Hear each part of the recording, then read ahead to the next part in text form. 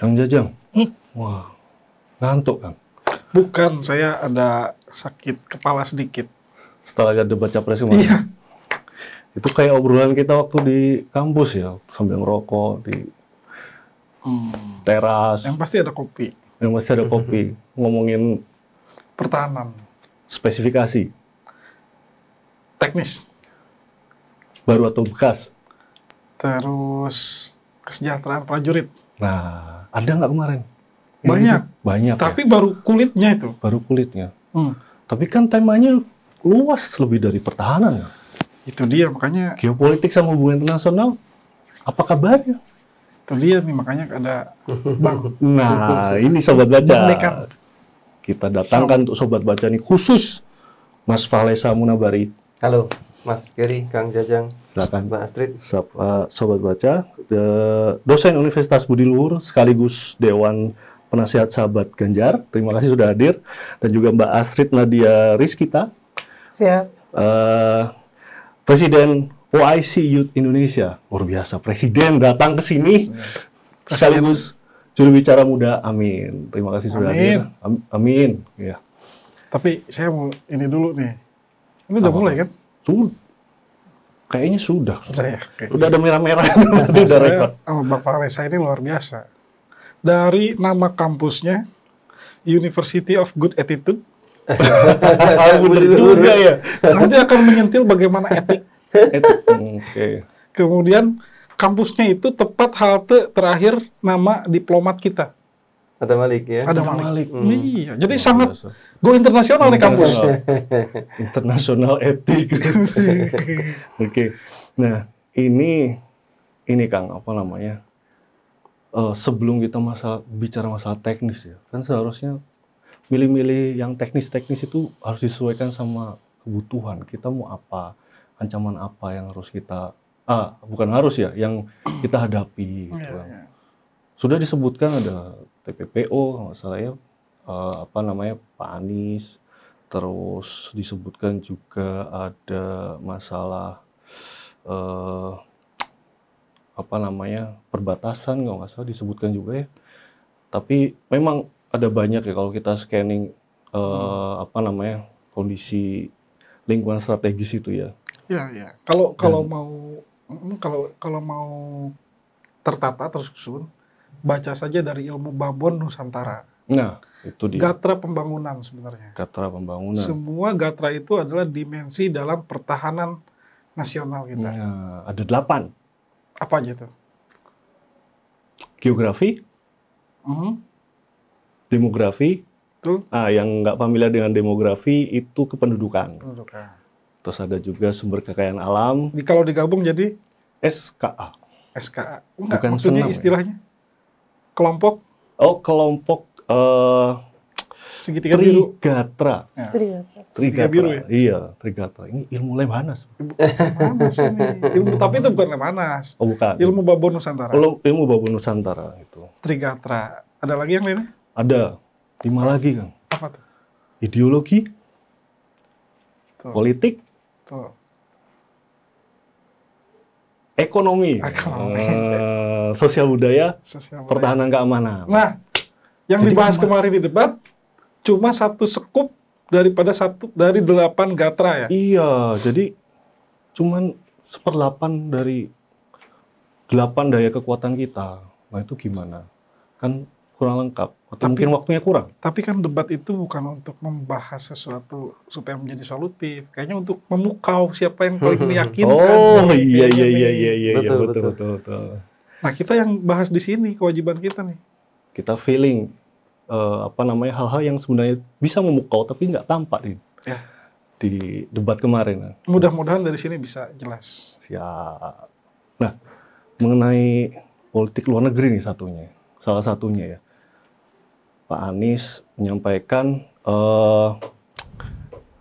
gagasan kita harus menjadi pemimpin di forum-forum internasional, kalau nggak salah.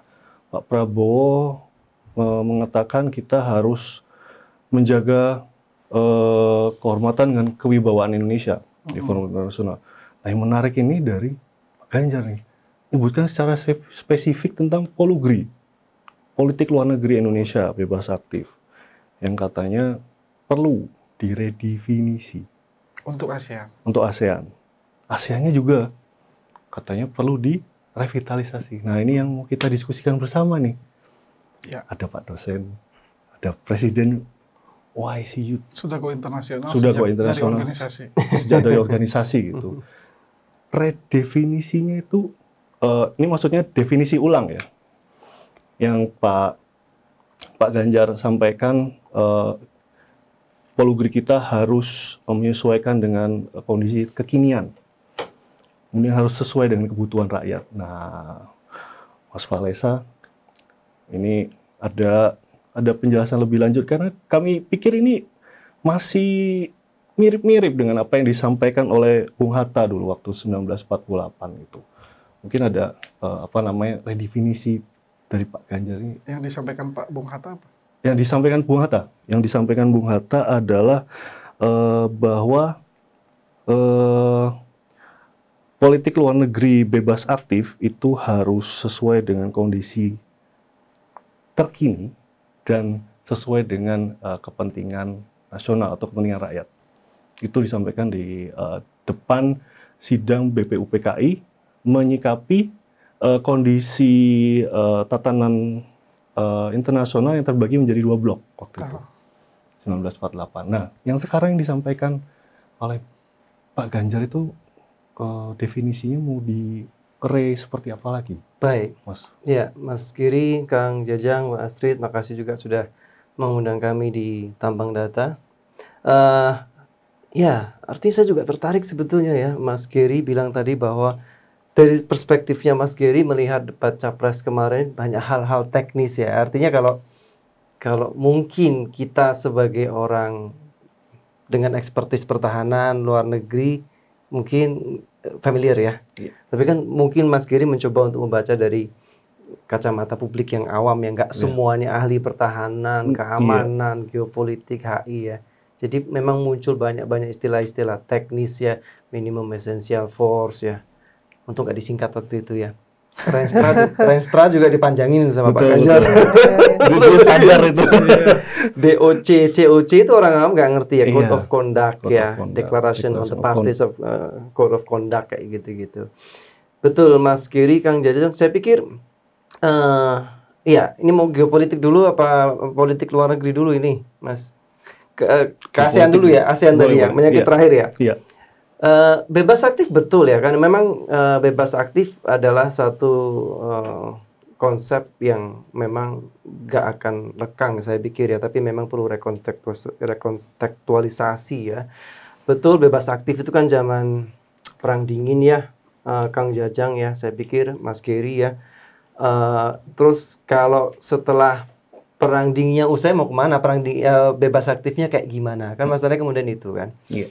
Kita di kala perang dingin juga sudah ada ASEAN ya, pada bulan Agustus tahun 67 lahir. Nah, kemudian yang jadi persoalan adalah yang kemarin juga mengemuka di debat capres itu, ASEAN ini mau dibawa kemana berikutnya ya. Kita ingat betul ketika Pak Ganjar ditanya tentang bagaimana untuk menghadapi Laut Cina Selatan ya, tantangan ancaman Laut Cina Selatan, kemudian direspon oleh Pak Anies, jangan lupa untuk libatkan ASEAN. Kemudian direspon lagi lah, justru itu artinya memang salah satu polemiknya memang ada di ASEAN. ASEAN memang muncul ketika itu sebagai wadah silaturahmi, komunikasi, confidence building measures. Ya, artinya bagaimana supaya wadah regional ini itu bisa berfungsi efektif untuk meminimalisasi potensi-potensi konflik yang ada di Asia Tenggara, particularly pada khususnya untuk menjadikan filter dari impact dampak negatif dari spillover dari negative effect dari perang dingin ya, blok barat dan blok timur. Kan seperti itu sebetulnya ASEAN, walaupun memang sebetulnya pembentukannya lebih disupport oleh blok barat ya. Kita nggak bisa menutup hal itu untuk membendung komunisme. Oleh sebab itu kenapa Vietnam masuk belakangan, Myanmar masuk belakangan, Laos, Kamboja masuk belakangan setelah dipastikan bahwa mereka siap untuk menerima demokrasi dan lain sebagainya, demokrasi versi barat tentu saja ya. Nah, ASEAN tidak bisa dilepaskan dari karakter Indonesia dan Pak Harto. Iya. Ini yang sebetulnya pakar-pakar HI di dunia setuju. Ya, artinya peran dari Pak Harto luar biasa. Pak Harto itu lebih suka dengan gaya-gaya yang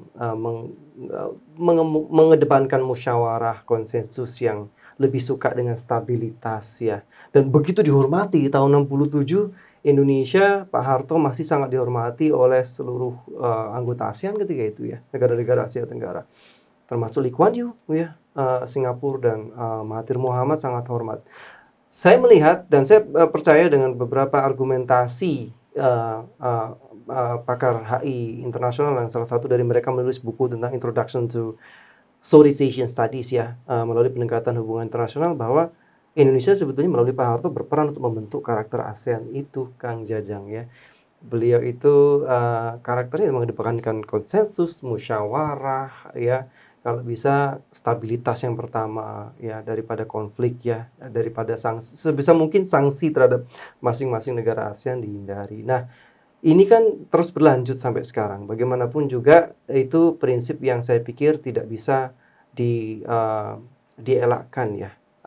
Dan itu sudah menjadi kesepakatan ya, ada deklarasinya di situ, dari periode ke periode coba untuk dibuat lagi deklarasi untuk lebih menekankan, mengkapitalisasi bahwa non intervention itu selalu ada ya, artinya harus menghargai independensi dari negara masing-masing, selalu ada. Dampak positifnya Kang Jajang ya, Mas Geri, bahwa kita punya suatu mekanisme untuk secara cukup efektif, efisien, meminimalisasi konflik di situ. Ya, walaupun konflik nggak bisa dihilangkan pasti ya, dan nggak bisa, potensi-potensi konflik juga pasti akan selalu ada. Seperti misalnya belum lama konflik perbatasan antara Thailand dengan Kamboja misalnya beberapa tahun lalu, Myanmar sekarang pelanggaran HAM, Rohingya dan lain sebagainya. Positifnya adalah itu ya, artinya ASEAN akan selalu menjadi wadah regional untuk membangun saling kepercayaan diri, artinya kepercayaan diri dalam hal untuk saling membuat region ini atau wilayah Asia Tenggara ini solid ya, dengan cara-cara konsensus, dengan cara-cara musyawarah, nggak menyinggung negeri satu anggota dan anggota lainnya, tidak frontal dan lain sebagainya. Negatifnya adalah seperti yang disampaikan oleh salah satu paslon kemarin ya, Pak Ganjar, bahwa memang ya kita tidak bisa seperti Uni Eropa misalnya.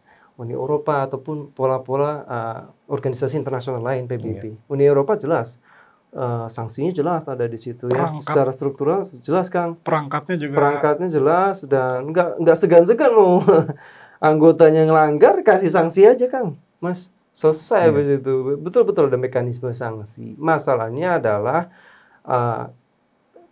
dengan dinamika yang sangat cepat berubah, geopolitik, tantangan regional yang berubah ya, yang ada di pikiran Paslon 03, saya yakin dengan idenya kemarin revitalisasi, adalah bahwa apakah kita ingin seperti ini terus gitu ya ASEAN ya, artinya ya oke lah, kalaupun kita nggak mau frontal kita menyerang ya negara anggota ASEAN yang lain, setidaknya ada dong mekanisme lain yang harapannya ada proses penyelesaian masalah yang lebih pasti, yang lebih jelas, yang lebih binding gitu ya.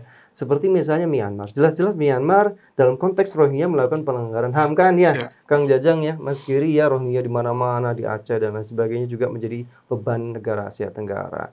Nah, itu seperti apa? Nah, saya pikir walaupun mungkin kita tidak modelnya sanksi yang jelas, yang binding seperti Uni Eropa, ada dong mekanisme-mekanisme lain yang setidaknya, misalnya yang sudah coba untuk diterapkan adalah tidak mengajak Myanmar dalam beberapa meeting ASEAN belakangan, Kang.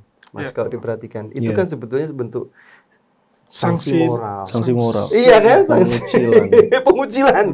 Nah, itu sebetulnya Kang Jajang, Mas Geri, yang ada di benak ide Paslon 03 ketika itu ya, revitalisasi. Yuk berbuat sesuatu yang setidaknya ada sesuatu yang lebih tegas, yang lebih pasti, sehingga oh iya ya, gue dikucilkan nih sekarang nih, berarti ada something wrong dengan yang gue lakukan, kan begitu ya. Kalau kita tidak memulai seperti itu ya tidak ada perkembangan dari ASEAN. Jadi kalau nanti yang terpilih adalah Ganjar, masalah Rohingya bisa beres nih. Ya tidak ada jaminan juga bisa beres karena kan ini perkara regional internasional ya, Kang. Artinya perkara regional internasional yang butuh collective efforts ya, yang nggak hanya Indonesia, yang nggak hanya ASEAN, juga internasional. Ada UNHCR di situ, ada PBB di situ. Penguatan ASEAN saya pikir perlu. Revitalisasi yang dimaksud redefinisi adalah ke sana. Ayo bagaimana kalau ada permasalahan, jangan hanya sekedar ngambang, jangan hanya sekedar Buih diplomasi. Ya, artinya Buih diplomasi. kalau ada mekanisme seperti itu kan paling di ASEAN mekanisme begini, Kang Jajang, Mas Geri. Ya, ada observer yang datang. Sudah setelah itu. Bahkan untuk pada level di akhir itu dalam meeting-meeting mereka, dalam statementnya ya, statement pasca meeting-meeting di organ-organ ASEAN itu kita dilarang untuk mengkritik sebetulnya. Jadi untuk mengkritik secara tegas ya dalam bahasa-bahasa diplomasi ya, negara-negara anggotanya yang melanggar HAM itu bahkan dihindari, bahkan sampai statement seperti itu aja dihindari. Nah, yuk walaupun kita tidak sanksi tegas, tidaknya kita mengarah ke situ lah, misalnya pengucilan ya. Saya pikir itu adalah langkah yang harus diambil ya. Oke, artinya ini aja hanya langkah alternatif, bukan mengesampingkan ASEAN Way seperti yang selama ini sudah dilakukan. Betul. Di mana dialog menjadi instrumen utama ya, karena tadi ada musyawarah, ada kepercayaan, pembangunan kepercayaan bersama seperti itu. Betul.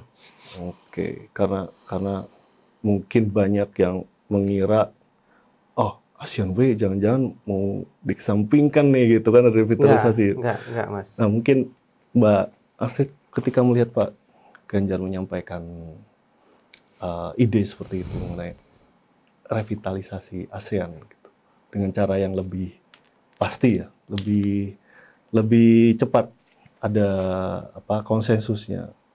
Waktu itu kesan pertama atau apa yang muncul dalam pemikiran Mbak Astrid waktu itu? Menarik sekali ya, terima kasih Mas Giri, Mas Jajang, dan Pak dosen Valesa. Menarik sekali debat kemarin sejak segmen pertama, dan ketika saya juga mendengar statement Pak Ganjar di awal ya, langsung menyebut politik luar negeri bebas aktif. Jadi tadi sebenarnya ada dua pertanyaan. Yang pertama itu soal politik luar negeri bebas aktif, apakah masih relevan atau tidak, apakah perlu ditinjau ulang atau diredefinisi. Yang kedua kemudian soal ASEAN Way itu sendiri, apakah masih relevan atau harus direvitalisasi. Yang pertama soal politik luar negeri bebas aktif dulu. Ini saya melihat dari aspek cara pandang para capres juga. Mungkin ada yang cenderung realis, ada yang cenderung liberal atau neolib, kemudian ada juga yang cenderung kalau netizen sebutnya sosialis, tapi that's not included, right? Sebenarnya kalau kami melihat bahwa saat ini yang dibutuhkan adalah implementasi dari politik luar negeri bebas aktif itu sendiri. Kenapa? Karena beberapa kesempatan termasuk PPTM Kemlu kemarin, Bu Menlu Retno Marsudi yang sudah sangat luar biasa selama 2 periode ini bekerja dengan Pak Jokowi, itu sudah sangat maksimal. Dengan sebisa beliau telah melakukan hal yang beliau bisa lakukan dalam lead sebagai Menteri Luar Negeri. Namun di sisi lain, kami melihat ada hal-hal yang seharusnya bisa lebih dilakukan dan di-lead oleh Presiden sebagai Panglima Diplomasi tertinggi. Dan kalau dari politik luar negeri bebas aktif kita, yang sebenarnya sudah dibuat sedemikian rupa sehingga timeless, dan esensinya kan sebenarnya kita bukan netral ya, tapi kita bebas, artinya bebas untuk menentukan sikap sesuai dengan nilai-nilai, gitu ya. Dan kita juga tidak terkungkung pada kekuatan-kekuatan dominan tertentu. Nah, itu yang pertama. Sebenarnya lebih ke situnya. Apakah sudah benar-benar diimplementasi? Apakah Indonesia sudah memaksimalkan perannya secara negara dan menunjukkan itu dalam hubungan-hubungan bilateral dan multilateral dan di forum-forum antar pemerintah, forum-forum regional maupun grouping of countries, atau belum? Nah itu that's the question. Yang ketiga, sebenarnya ini juga cara pandang itu ada, kalau kita bicara soal ASEAN ya, kan ada pandangan lama soal regional organisasi, regionalisme itu ada old regionalisme, ada new regionalisme. Nah, kalau regional integration atau integrasi regional yang paling lengkap itu memang ada di Uni Eropa sejauh ini. Karena apa? Betul-betul united secara ekonomi, ya kan, politik juga, bahkan mereka juga ada struktur-strukturnya, keamanan juga ada struktur under Uni Eropa, ada Council of Europe, kemudian ada European Parliament, ya. Jadi mereka bisa bicara on behalf of Uni Eropa dan sejauh ini memang itu yang bekerja. Kalau untuk ASEAN ya karena sesuai memang ASEAN Way itu kan mengedepankan dialog. Terus juga ada non-intervention. Dan sejauh ini memang ya mungkin adem ayem karena memang caranya seperti itu gitu. Nah, jadi ini kembali kepada kalau politkonomi kita, apakah Indonesia sudah memaksimalkan perannya atau tidak. Nah, itu yang menjadi pertanyaan dan sejauh ini kami melihat bahwa untuk karakter negara-negara non-barat dan negara berkembang termasuk Indonesia, negara Asia dan ASEAN, itu masih bergantung pada individu leadernya, karakter individunya. Istilahnya itu pribadi leadernya seperti apa. Baru kemudian sistemnya bisa ongoing, diperbaiki, yang penting leadernya kuat dulu. Nah itu. Sedangkan kalau negara-negara Eropa cenderung mereka perbaiki sistemnya, whoever the leader, it will work anyway. Meskipun ada plus and minusnya. Nah, saya rasa ini juga kemudian berimbas kepada bagaimana ASEAN ya secara regional karena karakteristik pemimpin-pemimpin di regional itu mungkin more or less serupa, dan ketika misalkan ada keputusan-keputusan di ASEAN dan itu juga pun ada yang tidak diimplementasi atau tidak disepakati, itu kan ada mekanisme penyelesaiannya ya kan kalau di Charter ASEAN. Tapi yang jelas kalau kita kembali ke Charter ASEAN, khususnya di chapter pertama soal tujuan ASEAN, itu untuk bagaimana memajukan HAM, demokrasi ya. Yeah. Ironically ya kan, kemudian di chapter yang sama di artikel kedua itu ya kan, itu kembali ya kan, memberikan let's say bagaimana implementasi itu gitu lah. Yeah. Jadi itulah mungkin hal-hal yang mungkin ingin angkat juga oleh Paslon 3, maksudnya dari segi charter itu apakah betul-betul sudah diimplementasikan, kalaupun iya apakah relevan, apakah masih bisa kita pertahankan dengan sesuai dengan perkembangan zaman dan kondisi-kondisi yang dialami oleh negara-negara yang di anggota. Dan untuk poin pertama soal politik luar negeri bebas aktif, saya rasa itu kembali pada siapa leadernya, kemudian apakah betul-betul diimplementasikan dan dimaksimalkan. Kenapa? Karena berdasarkan spirit polugri bebas aktif itu Indonesia sudah melakukan banyak hal kok. Ya, bagaimana kita, dan ini orang-orang ini pun yang juga saat itu existing dan justru menggagas gitu. Bagaimana konferensi Asia Afrika, ya kita waktu itu masih seumur anak-anak lah negara kita. Dan banyak waktu itu yang menghujat apa gunanya mengundang banyak negara, sedangkan kita belum sepenuhnya settle sebagai negara, tapi bisa kok memberikan motivasi dan inspirasi kepada negara-negara Asia Afrika, kemudian bisa bebas dari kolonialisme, dan itu pun juga sesuai tujuan kita dalam berpolitik luar negeri. Sesuai dengan amanat undang-undang, karena basically kita based on values of Pancasila, itu yang pasti. Kemudian juga ada amanat konstitusi juga, dan juga sifat ya dari politik luar negeri kita itu kan sebenarnya bisa menyesuaikan zaman. Seperti itu. Berarti artinya poin pertama dengan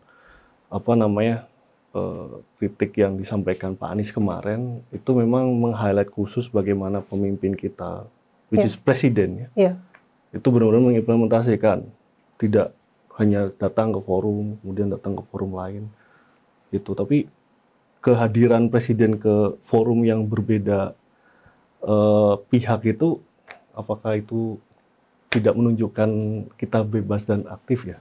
Ya, yang di-underline atau ditekankan oleh Pak Anies kemarin adalah kehadiran di sidang umum PBB. Yang diselenggarakan setiap bulan September tiap tahun. Dan situ memang ada forum khusus untuk para pemimpin negara, head of state, baik presiden, raja-raja, ataupun perdana menteri. Dan itu yang selama kepemimpinan Pak Jokowi, selama ini beliau tidak pernah hadir. Pernah di periode pertama, tapi kan diwakili Pak JK. Pernah juga di periode kedua ini, tapi kan waktu itu virtual dan kalau nggak salah recorded. Nah, jadi selama ini ya diserahkan ke Bu Menlu, dan lagi-lagi beliau lagi yang harus memikul beban itu, basically hand carrying as the MVP of Indonesian diplomacy gitu. Nah, adapun forum-forum lain yang dihadiri, ya memang kan biasanya bilateral ataupun terkait dengan diplomasi ekonomi kita, memang betul itu tercantum dalam visi misi atau prioritas politik luar negeri kita 4+1 itu masuk salah satunya diplomasi ekonomi. Ya, tapi bagaimana dengan sidang umum PBB? Bagaimana dengan non-aligned movement summit yang merupakan non-aligned movement itu gerakan non-blok, dan Indonesia juga sebagai salah satu co-founder di tahun 1961. Dan pernah ada non-aligned movement summit di Baku, Azerbaijan tahun 2019. Yang hadir itu kepala-kepala negara. Ketuanya Azerbaijan hingga saat ini. Dan waktu itu di awal-awal di upacara pembukaan bahkan ada 1 menit yang dikhususkan untuk pay tribute, mendoakan almarhum B.J. Habibie yang waktu itu baru saja meninggal dunia. Namun sayangnya Indonesia tidak hadir, dan memang diwakili oleh duta besar, tapi yang sudah memang tinggal di Baku saat itu. Tidak ada delegasi dari Bu Menlu ataupun wakil Menteri Luar Negeri. Jadi itu yang disayangkan. Mungkin Pak Anies nih, Kang, melihat implementasi seperti itu seperti Bung Karno dulu mungkin, Kang. Di mana Bung Karno berhasil hadir di sidang di depan parlemen Amerika, membacakan Pancasila, kemudian beberapa hari kemudian, atau kebalik ya, datang ke Rusia dulu, bertemu dengan pimpinan, kemudian beberapa hari kemudian datang ke forum parlemen parlemen Amerika gitu. Sebelum setahun kemudian hadir di sidang PBB dan mengemukakan Pancasila waktu itu. Mungkin Pak Anies memang seperti itu. Ada pandangan mungkin, Kang? Iya benar tuh. Bisa jadi Pak Anies kayak gitu. Cuma konteks hari ini kayak forum internasional tuh kayak gimana ya? Kayak nggak ngefek sih. Contohnya nih, lihat nih, Palestina, Israel.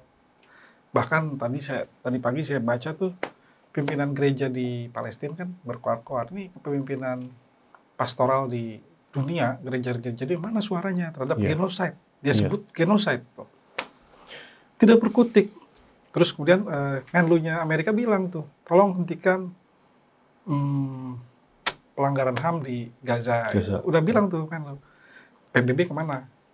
Gitu. Artinya forum internasional, ini forum internasional dan eksibisionis diplomasi sebuah negara itu ada di situ, ya kan. Sorry saya bilang eksibisionis, ya kan. Apa sih itu artinya, Kang? Eksibisi. Oh, eksibisi.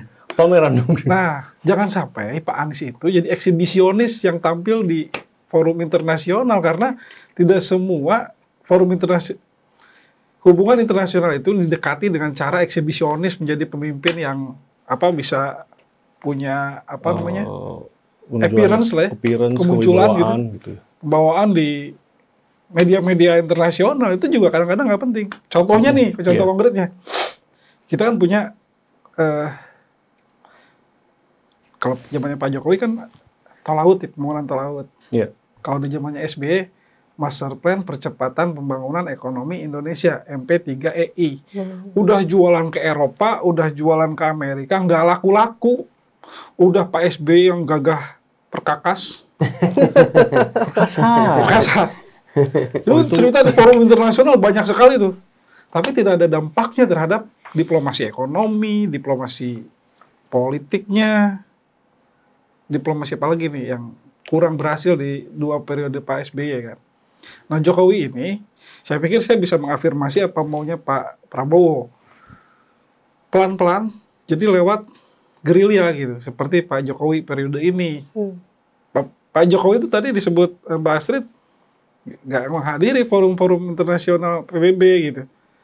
Menurut saya itu nggak masalah, karena apa? Yang penting ada jalur-jalur yang bisa dia tembus, dan itu berdampak signifikan. Nah, mungkin yang dimaksud Pak Prabowo itu. Kalau saya melihatnya seperti itu. Jadi lihat situasi, konteks, konstelasi internasionalnya. Karena forum internasional hari ini tidak berdampak. Contohnya Israel-Palestina, konflik Rusia-Ukraina, NATO, membela Ukraina. Mana yang disebut keteraturan dunia? Nah, mungkin itu yang ada di pikirannya Pak Prabowo, kalau saya pikir ya. Saya menebak, karena saya belum pernah ketemu Pak Prabowo juga ini. Mungkin besok kita undang ya, Pak Prabowo ya. Iya, Pak Prabowo mau ke sini. Saya undang Bapak ke sini. Nah, kalau melihat forum internasional nggak efektif, berarti tidak hanya ASEAN dong ya, Mas Pak. Berarti Mas Alesi, tidak hanya ASEAN saja yang tidak efektif. Bahkan Bu Menlu kemarin juga sempat statement bahwa DKPBB ini sudah tidak ada. Iya, benar kan? Ya, ini bahasa saya, tidak ada gunanya terhadap konflik di Palestina. Berarti tidak hanya ASEAN saja yang tidak efektif. Dan ketika itu terjadi, maka jalur yang ditempuh adalah jalur face-to-face bilateral yang dikuatkan. Menurut Mas gimana? Saya pikir tergantung konteksnya ya, Mas Gary ya. Kita nggak bisa jadi fatalis seperti itu ya. Fatalis. Baik, tergantung kepentingan ini. Undang-undang dasar apa sih? Kita kan diminta untuk turut bersama masyarakat dunia kan, menjaga ketertiban dunia gitu kan. Nah, sebetulnya kan preambul itu kan juga yang dicetuskan oleh founding fathers kita kan juga sebetulnya nggak jauh-jauh beda copy paste dengan preambul constitutions negara-negara yang sudah ada sebelumnya. Artinya ya untuk menjaga ketertiban dunia berarti kan secara implisit bahwa kita memang harus bergaul dengan negara-negara lain. Itu natural ya, sebagai kita citizens of the world ya. Natural. Artinya kemudian juga berarti menyangkut dengan pertanyaan Mas Gary, apakah kemudian kita nggak harus proaktif misalnya? Itu kan juga nanti menyalahi konsep bebas aktif. Kita kan harus aktif ya. Artinya sama dong kayak kita di RT RW kita, kalau kita diundang untuk rapat RT nggak hadir kan gimana gitu kan, dikucilkan. Ya artinya tergantung konteksnya, tergantung isunya ya. Sepakat juga dengan Kang Jajang, artinya bahwa Mbak Astrid saya juga note ya, artinya saya lebih cenderung melihat dulu di awal-awal ya Pak Jokowi, kalau kita mau fair memang lebih cenderung beberapa kali, tidak semua ya. Artinya kalau kita lihat kehadiran Pak Jokowi, sebetulnya banyak beliau hadir di konferensi internasional ya. Kalau kita mau, ada beberapa yang mungkin di situ kemudian dijadikan highlight, ya nggak aktif. Sebetulnya tidak. Beliau itu kalau kita mau fair ya, turut banyak sekali yang hadir. Ada beberapa event yang dia mewakilkan Pak JK atau Bu Menlu, iya. Tapi bukan berarti nggak aktif. Tapi memang betul untuk mencapai tujuan-tujuan untuk beberapa isu kayak Palestina memang nggak semudah itu untuk turut serta aktif dalam fora internasional kan, ya kan? Apalagi kan isunya isu yang sudah lama sekali ya, Israel Palestina itu kan tidak hanya menyangkut satu dua negara, tapi memang lebih menyangkut ke bagaimana negara-negara superpower sekarang sudah menjadi proksi dari Israel, saya pikir ya. Itu beda isu lagi. Apakah kemudian dengan adanya satu asumsi bahwa tidak cukup efektif fora internasional kita kemudian menjadi fatalis, tidak ikut serta aktif dalam ketertiban dunia, kan enggak juga. Jadi lagi-lagi tergantung konteks dan isunya. Baik, tidak. Tapi yang menarik itu bagaimana di debat kemarin dari pembahasan bagaimana eksistensi kita dalam fora internasional ya kan, yang itu yang diperbincangkan para paslon kan. Terus kembali ke dalam negeri nih, terus pertahanan kita mau dibikin segagah apa, mau dibikin punya daya tahan, daya gentar, yang kayak gimana nih? Nah, ini yang menarik nih karena Pak Prabowo kemarin bilang banyak literasi ya. Terus di dalam 2 hari ini saya monitor media sosial itu banyak yang membahas tuh, ada yang membuka situs lembaga pengadaan barang dan jasa pemerintah tuh. Ini ada nih helm anti peluru dijual harganya sekian, terbuka kok. Lah, itu kan data-data yang sifatnya tuh bukan yang sensitif ya. Memang itu data bisa harus terbuka pengadaannya gitu. Tapi kalau data yang barang-barang pokok yang punya daya gempur diperuntukkan untuk tempur, ya itu rahasia. Walaupun bukan unitnya, bukan nama mereknya, gitu, tapi peruntukan dari penggunaan barang itu. Nah, ini yang banyak diperdebatkan di netizen sekarang nih. Sebenarnya gimana sih? Kita nih mau nunjukin bahwa kita nih punya kekuatan pertahanan yang sangat cukup, tapi kita tidak boleh membuka datanya kepada publik secara serampangan. Nah, ini yang menarik nih, karena untuk mendukung eksistensi internasional. Gimana, Bang? Ya, Kang Jajang. Saya dulu nih, Kang. Iya, awal dulu nih. Ini hal juga menarik ya, betul untuk diperdebatkan, untuk didiskusikan, walaupun saya yakin tidak ada satu jawaban yang memang harus betul-betul 100% benar ya. Karena kan ini ada satu keyakinan, perspektif, latar belakang, dan juga konteks kontestasi. Pilpres ini kan harus ada positioning, Kang.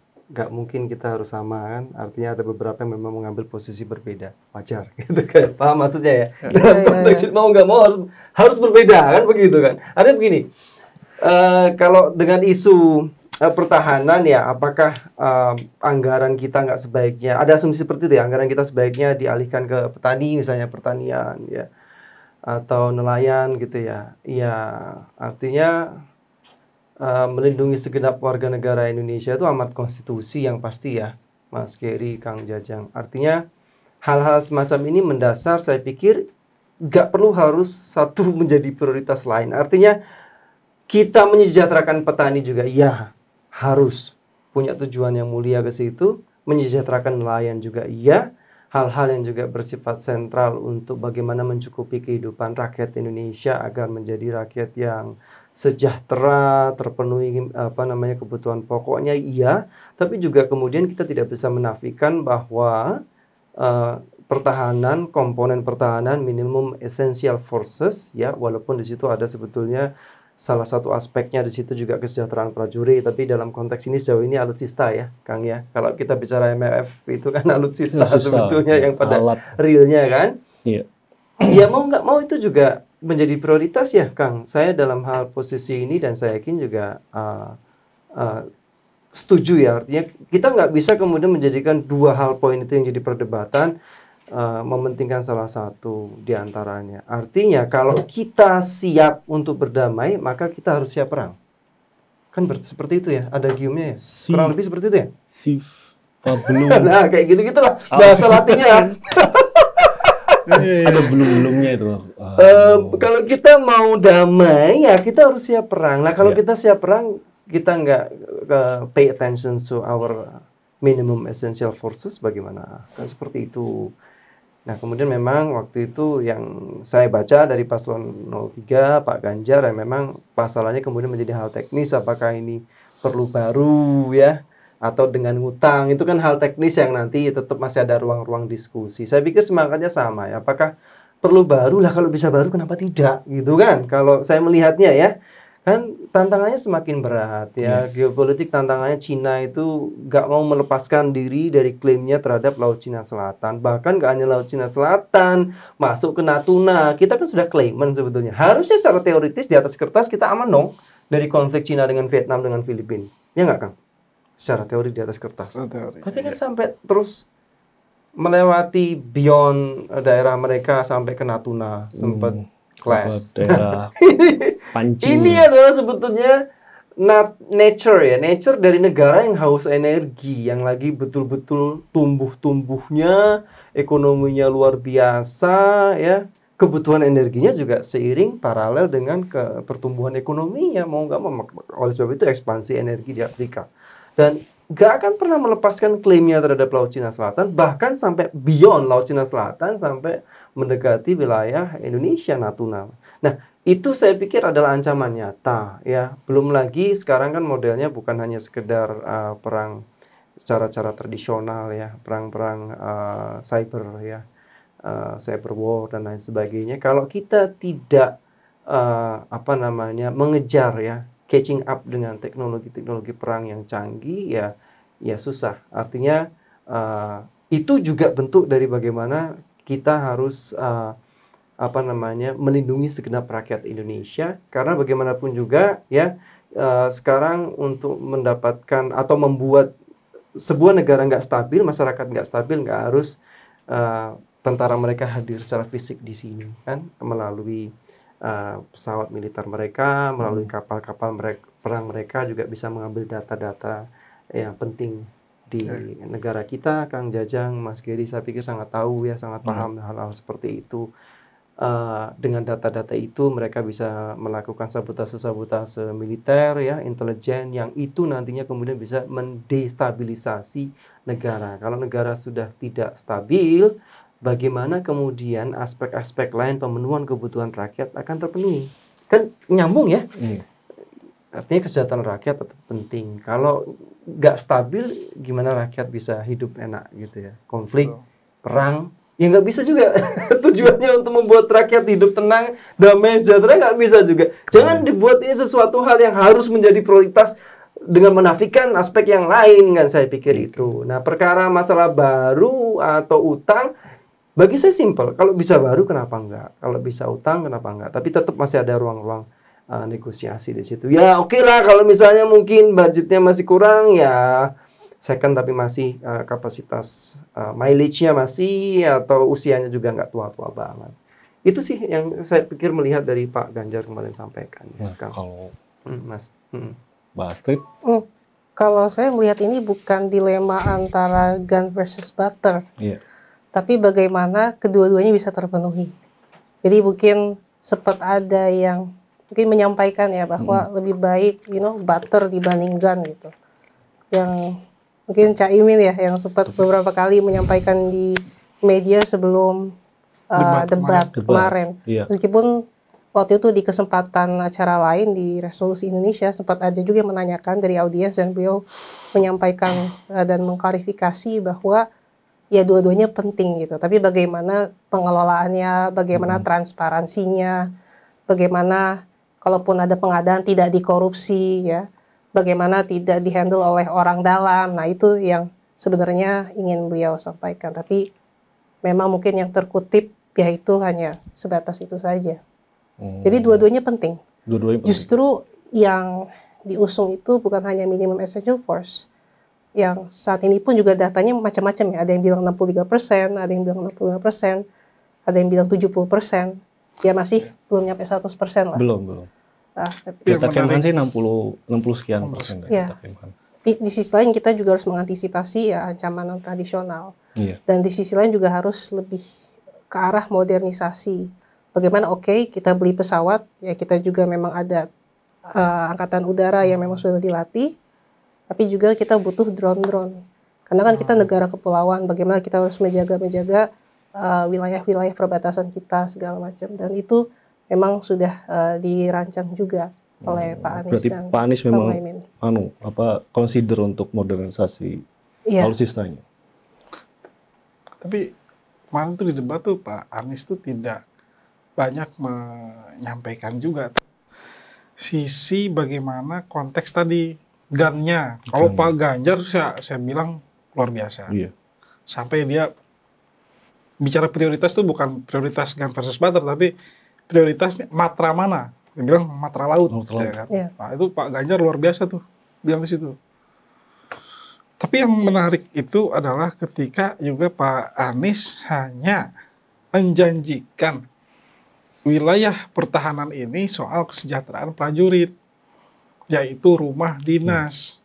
Buat saya, Mbak Astrid, rumah DP 0% di Jakarta aja tidak terrealisasi, apalagi menjanjikan rumah prajurit. Karena rumah prajurit itu nature-nya wah luar biasa nih. Kalau bukan pernah bersentuhan secara kekeluargaan dengan keluarga prajurit, kita ini sedih gitu aslinya ya. Bagaimana seorang prajurit lulus pendidikan, ditugaskan ke teritori, bagaimana dia harus punya tempat tinggal ya. Mumpung masih bujang ya, mending masih bujang. Kalau udah setahun, 2 tahun, 3 tahun berkeluarga, kemudian bagaimana istrinya?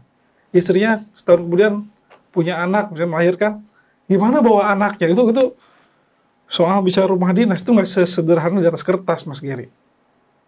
Ada unsur manusianya pasti. Karena itu unsur sosiologisnya yang jauh lebih, wah ini pertimbangannya tuh nggak sekedar dipenuhi jumlah prajurit ada 457.000, dipenuhi sekian, enggak seperti itu gitu. Nah, ini yang saya pikir jadi sisi kalau dari sisi dunia pertahanan pembicaranya yang disampaikan Pak Anies itu gak relevan menurut saya.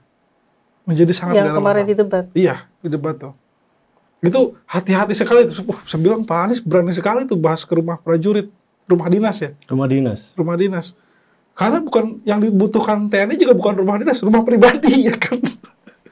Iya nggak?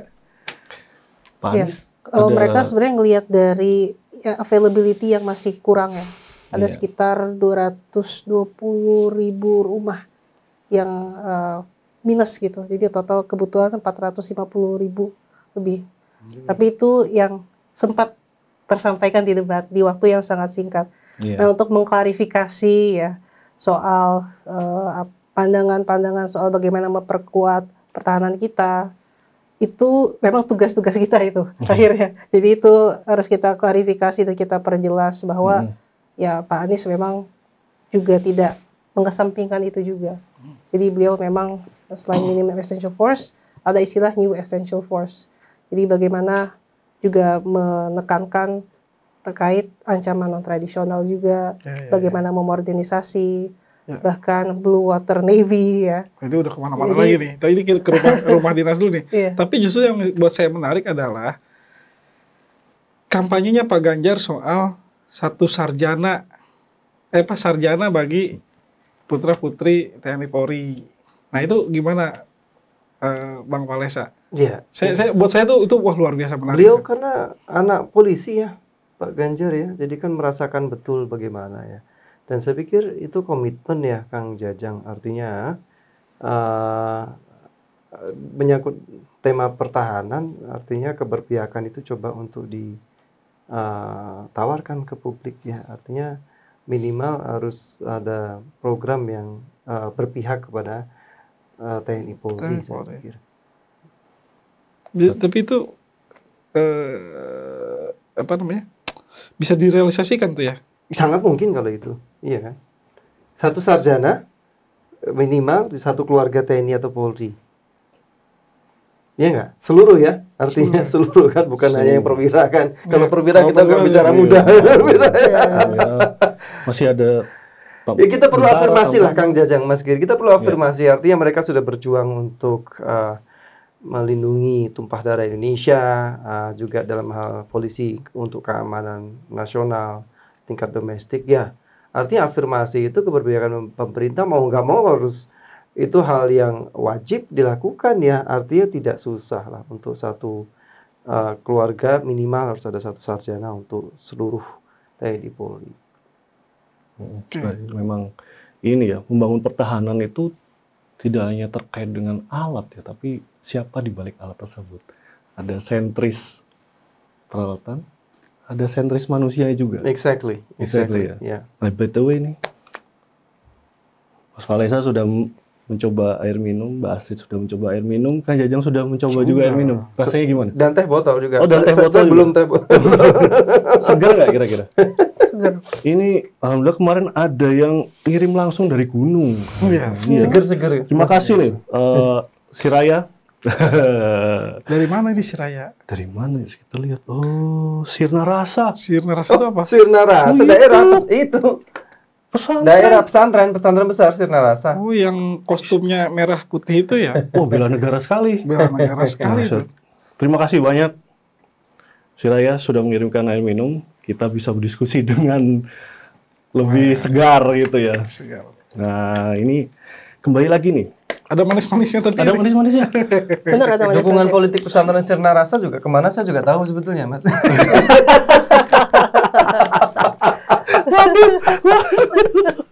Iya kan Mbak Astrid ya. Tapi biarlah. Kalau saya kayaknya dukung yang menang. Ya haruslah, yang menang nggak didukung gimana nanti kan, repot kan, jadi agenda pembangunannya nggak jalan dong. Harus kita dukung. Betul. Jadi kita tuh sedang berpikir siapapun yang menang. Betul. Pokoknya jangan sampai di prosesi kampanye menuju pemilu, rakyat konstituen harus memilihlah dengan rasional, bukan karena sentimen lagi. Gitu. Iya. Kenapa? Karena Indonesia ini 2037 selesai itu fase bonus demografinya. Kalau udah selesai fase bonus demografinya, artinya, wah ini di generasi aktif produktif itu udah banyak banget. Kalau misalkan terjadi pengangguran, kolaps nih negara, bisa jadi negara Houthi ini kita nih gitu. Ngeri kan? Ngeri sekali. Nah, kita butuh pemimpin yang bisa memberikan jalan bagi kemajuan itu. Ya. Dengan segala sumber daya yang kita punya. Ya. Kalau mau Pak Ganjar, saya sepakat. Kalau mau Pak Prabowo, saya sepakat. Kalau Pak Anies, sepakat aja. Saya sepakat aja lah. Oke. Nah, kembali lagi. Kalau Mas Giri gimana? Sepakat yang mana? Saya karena suka dengan HI gitu ya. Kira-kira yang politik luar negeri yang lebih mantap mungkin sepakat saya. Tapi ini makanya nih yang kurang di sini itu adalah perwakilan dari 02 ini. Biasanya. Iya. Apa karena sibuk gara-gara kemarin pasca debat Pilpres ya? Nah, itu. Ya mungkin nanti sesi tersendiri? Sesi tersendiri boleh. Boleh. Tapi saya manut lah ya.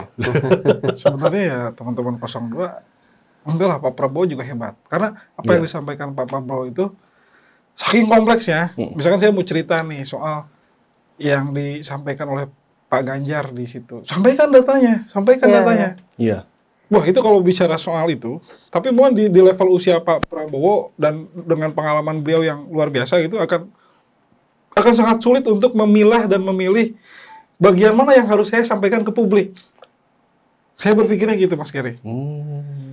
Misalkan gini, soal pemilihan persenjataan alutsista nih, itu pengajuannya itu luar biasa nih, dari mulai identifikasi pengguna.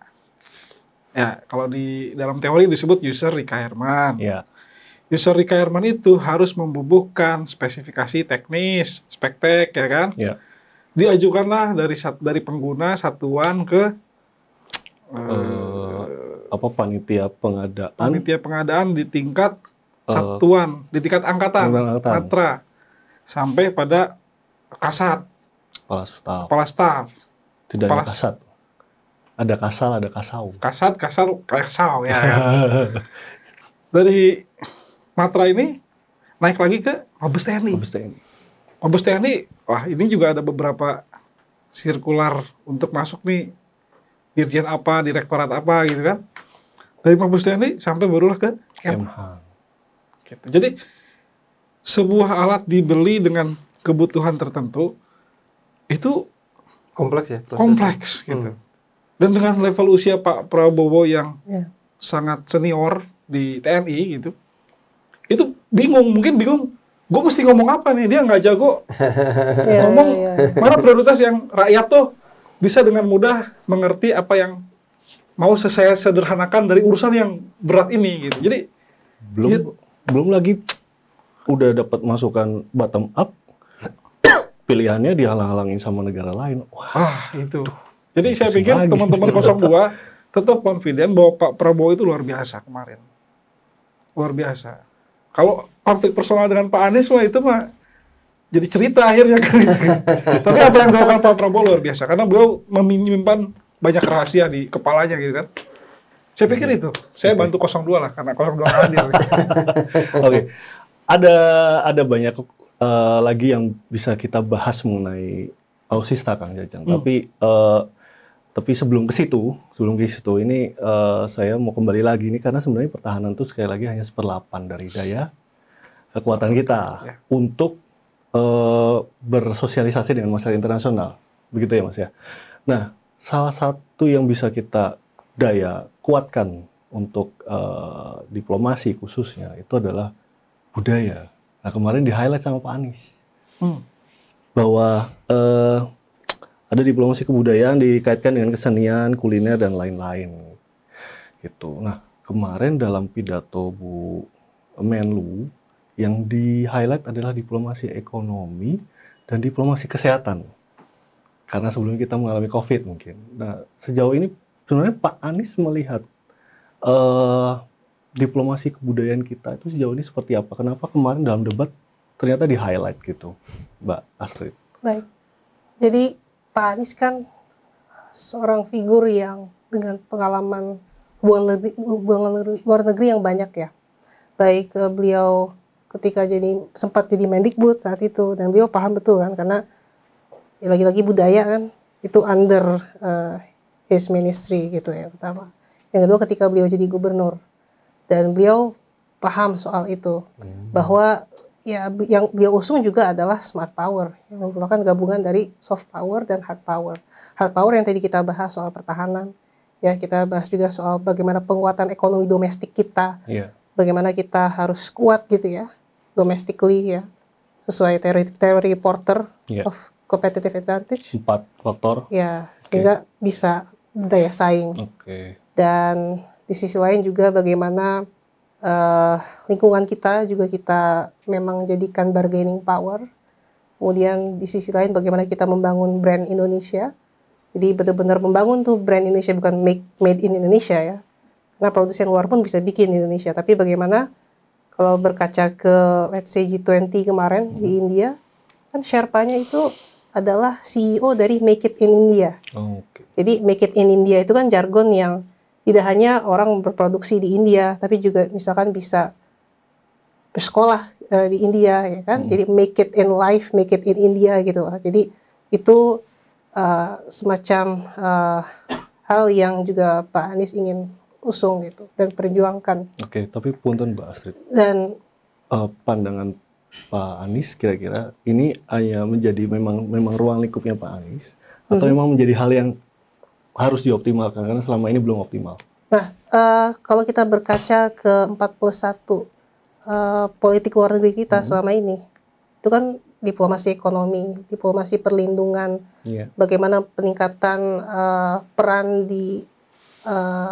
secara kelembagaan ya, kemudian juga yang plus satunya itu penguatan kelembagaan, termasuk bagaimana akhirnya Kemlu membuat asosiasi diplomat gitu ya. Tapi kan tidak ada penekanan pada diplomasi budaya. Dan secara rekor juga, memang betul Indonesia telah berperan di berbagai organisasi internasional dan sangat luar biasa, very active as I said. Aku give much credit ke Bu Menlu Retno Marsudi. Tapi di sisi lain sebenarnya kalau soal budaya itu kan juga tugas dari lintas kementerian juga. Dan ini PR tidak hanya bagaimana kita di dalam negeri, tapi juga di luar negeri juga. Bagaimana KBRI, KJRI dengan tugas diplomat itu bagaimana harus representing, promoting, protecting, managing, reporting, itu kan tugas-tugas diplomat. Nah, tapi Pak Anies ingin merimain kembali bahwa soal aspek organizing, aspek-aspek bagaimana seremonialnya itu juga penting ya.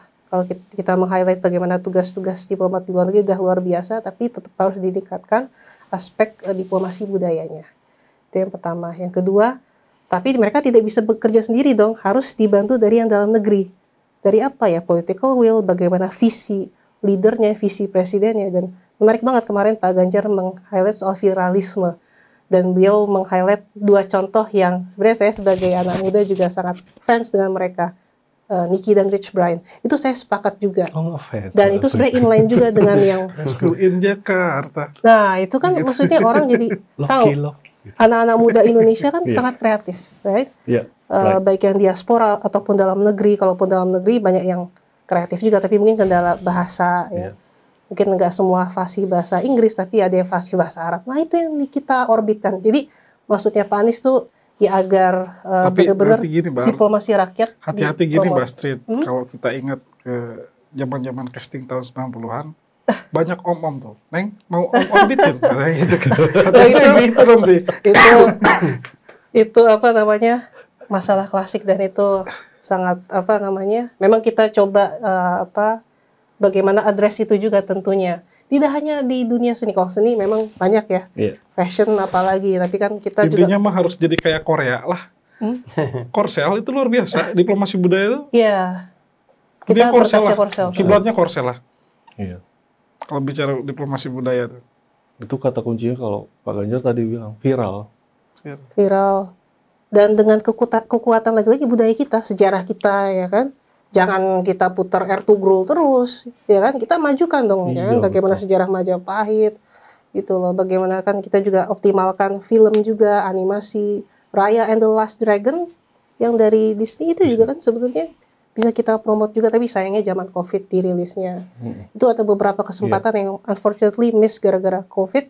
Jadi maksudnya agar seluruh elemen, baik musisi, perfilman, fashion, Muslim fashion, ya. Itu kita majukan dan benar-benar biar Indonesia tuh dikenal lewat budaya juga. Nah, ketika Pak Ganjar bilang viral, Mas Faliza, saya pikir itu ada kesamaan visi dengan Mas Anies. Ya udah inline kok. Apalagi gitu. Di asal Mas Faliza, Jawa Tengah banyak sekali sumber-sumber kebudayaan itu. Setuju deh Mas Giri, Kang Jajang ya. Kenapa Unyil nggak kita buat jadi kayak Upin misalnya, kita ekspor ya kan kalah. Masih kalah populer jauh dengan Ipin Upin kan. Mungkin ke situ ya maksudnya ya, Mas Giri ya. Betul.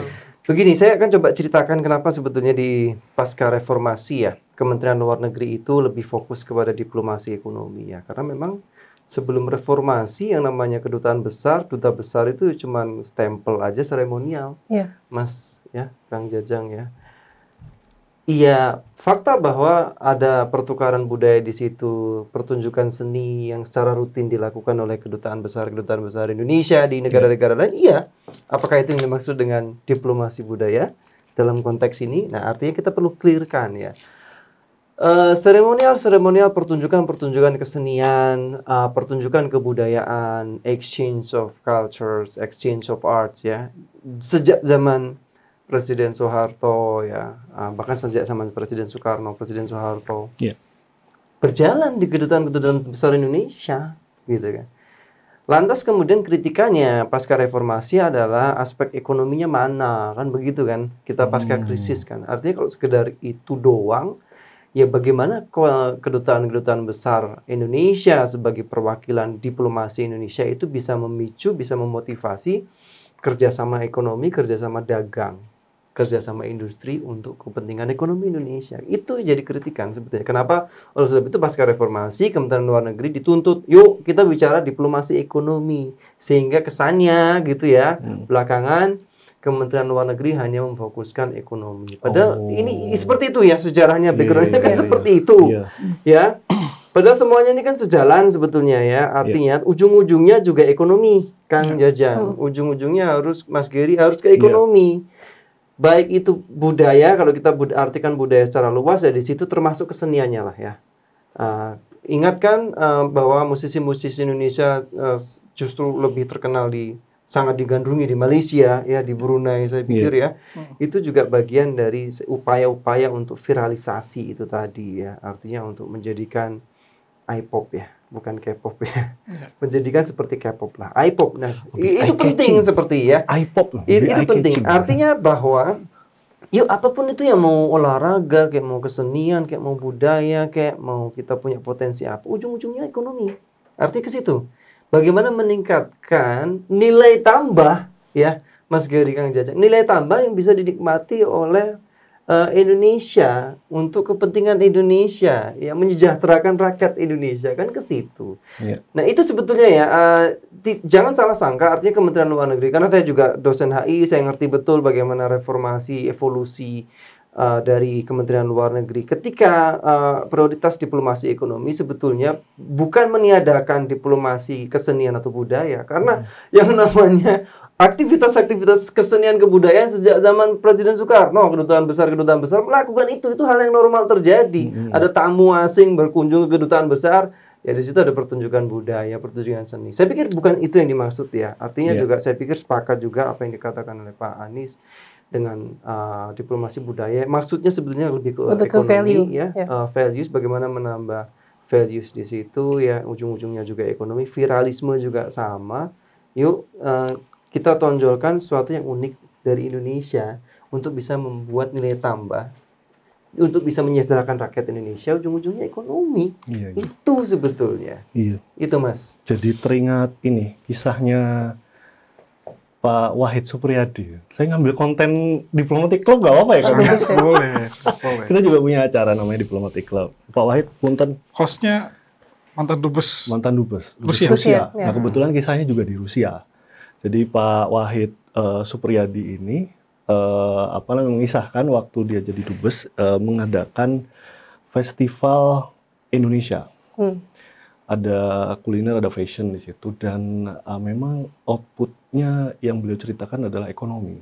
Semua barang ludes Mas gitu. Oh iya, alhamdulillah gitu kan. Oh ternyata ekonomi dan budaya dan ekonomi ini tidak menjadi ini ya suatu yang terpisah gitu. Seperti pertahanan keamanan berarti ya. Seperti dua sisi mata uang. Dua sisi mata uang gitu ya. Yang saling membelakangi, tapi kalau sisinya satu hilang jadinya duit palsu. Luar biasa. Gitu. Nah, kemudian setelah festival tersebut yang diklaim menjadi salah satu festival terpopuler dan terbesar di kota maaf ya Pak Wahid, saya lupa kotanya. Tapi di kota setempat. Dihadiri oleh 200.000 pengunjung. Oleh karena itu menjadi salah satu yang terbesar dan terviral saat itu. Nah, pasca itu hubungan apapun di luar budaya ekonomi ke Rusia menjadi cukup lancar gitu ya. Sehingga mungkin ada satu pakem mungkin kita mulai dari diplomasi, mulai dari soft power, istilahnya ada soft power ya, hard power. Kita baru bisa masuk, baru terbangun kepercayaan tadi seperti yang Mas sampaikan, kemudian baru masuk ke sisi hard powernya. Seperti itu ya kira-kira Mas ya? Ya, kira-kira seperti itu. Oke. Nah, pertahanan ini hard power Kang Saya Jajang. ingin menyinggung itu sedikit tambah Mas Giri ya, bahwa begini, dalam konteks ASEAN apa terus yang kita lakukan? ASEAN Way betul dengan segala kekurangannya ya, Mbak Astrid, Kang Jajang, Mas Giri ya. Saya pikir apa yang perlu pada ujung-ujungnya kalau dengan culture tradisi ASEAN ya, pada akhirnya ya unilateralisme ya, artinya kembali ke masing-masing negara dalam konteks ini. Ya, ayo kita menjadi bangsa yang besar, menjadi bangsa yang kuat ya. Kalau dengan mekanisme ASEAN itu jangan sampai mekanisme ASEAN ini menjadikan Indonesia terhambat ya, artinya betul bahwa ASEAN itu punya sisi positif ya untuk ngademin suasana, untuk ya artinya begini ibaratnya ASEAN tuh ya kita punya temen nongkrong nih ya, temen nongkrong dia nggak tajir banget, nggak cakep banget, tapi kalau nggak ada dia kurang asik gitu ya. Nah ya artinya apa? Kalau kita pengen kuat, pengen disegani bangsa lain, ya kita harus beyond ASEAN. Artinya kembali ke kita sendiri. Saya lihat kita harus kuat ya, kita harus memperkuat sendiri, kita harus maju ya, kita harus maju sendiri. Dan jangan korupsi. Korupsi itu pesan Pak Ganjar dalam berbagai macam debat ya, itu menjadi hal penting ya, karena yang harusnya kita bisa penuh, minimum essential force-nya gara-gara korupsi kan nggak jadi 100%. Iya kan? Nah, itu juga merusak semua sendi kehidupan dan pembangunan, saya pikir. Itu penting pesannya, saya pikir. Kalau Pak Ganjar jadi presiden, saya mau support sama beliau. Tesis saya soal transaksional cost. Nah, itu pas itu. Kalau pemberantasan anti korupsi pas itu. Itu yang pengen saya tanyakan selanjutnya, Kang. Karena tesisnya Kang Jajang. Tapi itu luar biasa. Tapi kalau di negara maju ada transaksional cost tapi tercatat. Kalau di kita dan negara-negara seperti kita itu under table. Dan under table-nya parah, Kang. Luar biasa sekali, persentasenya parah sekali. Iya kan, masa kita terus mau iri-irian terus sama Singapura, bolak-balik beli pesawat militernya, jet militernya baru terus, masa kita nggak mau yang baru juga. Kita punya gross domestiknya lebih besar jauh misalnya daripada Singapura. Iya, mudah-mudahan cerita Rafale ini udah aktif 42 unit baru gitu. Bukan cerita yang pertama dan terakhir ya. Harusnya ada cerita-cerita baru selanjutnya. Jangan sampai dong kalah sama Singapura. Boleh ada berita Singapura beli baru, jet militer beli baru. Ya jangan seperti itu. Kita negara terbesar di ASEAN. Itu sih semangatnya lebih ke situ ya. Sepakat, saya sepakat Pak. Itu, Pak. Karena kita ini sangat mendukung TNI Polri kita. Tanpa mereka nih kita bisa menjadi negara yang kayak Houthi, saya pikir. Jadi strong governance itu sangat ditentukan oleh hard power. Hard power, tapi tidak melupakan soft power. Aduh, Kodarul nih Kang. Ya. Dikirimin minum dari pesantren. Ya. Acara memasuki adzan, sepertinya berakhir. Gitu. Pertanyaan juga udah habis. Tapi menarik dari semua yang sudah kita bahas. Intinya silakan sibukkan sendiri-sendiri lah ya. Iya, pilihan masing-masing, semua sudah menunjukkan performanya, menunjukkan daya tariknya. Silakan sobat baca pertimbangkan matang-matang secara realis. Tidak realistis ya. Realis tuh ini ya apa namanya sama kayak itu tadi masab gitu. Realistis gitu, ya bukan realis ya. Realis supaya pilihannya juga ya inilah. Pilihannya terjadi. Ini terjadi itu. Oke. Kalau sudah datang ke TPS. Kalau sudah memilih tapi nggak datang ke TPS nggak terjadi tuh pilihan. Itu yang penting datang ke TPS. Gitu. Nggak boleh golput ya. Golput. Betul. Dorong diri Anda. Tapi juga hati-hati. Jangan offset. Semuanya dicoblos karena semuanya bagus dicoblos semua. Gagal juga itu. Itu sama aja nggak datang. Kita habis ini sama KPU kan. Jadi materinya ada. Oh iya. Mengajak juga nih supaya nggak golput. Oke, udah sebelum adzan selesai kita segera ke masjid. Terima kasih banyak. Makasih banyak, Mas. Makasih banyak. Kang Jajang, makasih Mas Rit ya. Makasih. Seolah kita bisa diskusi lagi nih, seru banget nih sama beliau-beliau berdua. Tapi saya jadi tertarik nih, Bang Palesa nih ke Diplomatic Club. Oh iya. Jadi ada sesi Diplomatic Club. Ini yang juga dong Mbak Asrid IOC. Versi teori. Iya. Kalau Pak Wahid kan versi serius. Ini nggak apa-apa ditutup aja ya. Udah kan? Ya udah. Sampai ketemu lagi, sobat baca. Assalamualaikum warahmatullahi wabarakatuh.